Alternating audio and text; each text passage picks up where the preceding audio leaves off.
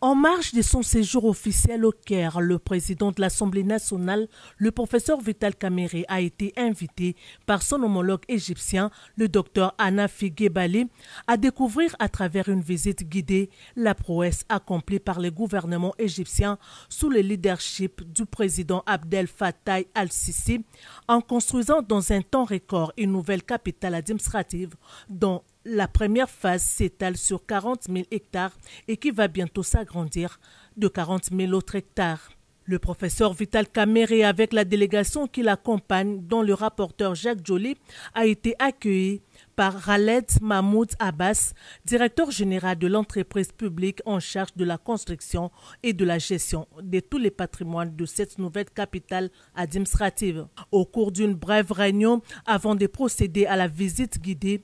Khaled Mahmoud Abbas a fait une présentation de ce gigantesque projet qui a coûté au gouvernement égyptien 60 milliards d'euros et qui a résolu le problème de désengorgement de l'ancienne capitale administrative et sa surpopulation évaluée aujourd'hui à 20 millions d'habitants. Situé à une cinquantaine de kilomètres de l'ancienne capitale, ce projet pharaonique offre à l'Égypte une nouvelle ville verte et moderne dans les déserts, abritant les sièges de toutes les institutions, dont la présidence de la République, la Chambre des représentants, des bâtiments abritant des ministères, des banques, plusieurs universités internationales, des écoles, des complexes médicaux, une bibliothèque de 5 millions de livres et un village olympique avec un complexe de 80 000 places, pour ne citer que cela. Nous allons faciliter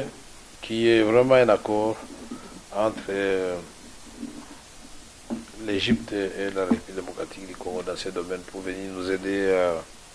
à assainir et à construire des grandes villes. Nous sommes vraiment convaincus que vous allez nous aider. Je sais que le ministre de l'Urbanisme, Christin Badou, a séjourné par ici. Je crois que l'Égypte et la République démocratique du Congo peuvent aussi se mettre ensemble, booster l'Afrique sérieusement. Le président de l'Assemblée nationale a fait la ronde des grandes places de cette cité qui n'a rien à envier à l'Occident et qui reçoit déjà plus de 50 000 travailleurs, 15 000 étudiants et 6 000 élèves. Outre des très nombreux logements, non seulement de haute gamme, mais aussi plus modestes, afin d'accueillir tous les fonctionnaires du nouvel ensemble. Le projet compte des hôtels de luxe, un nouvel aéroport de 4 000 m², 10 000 km de voies routières,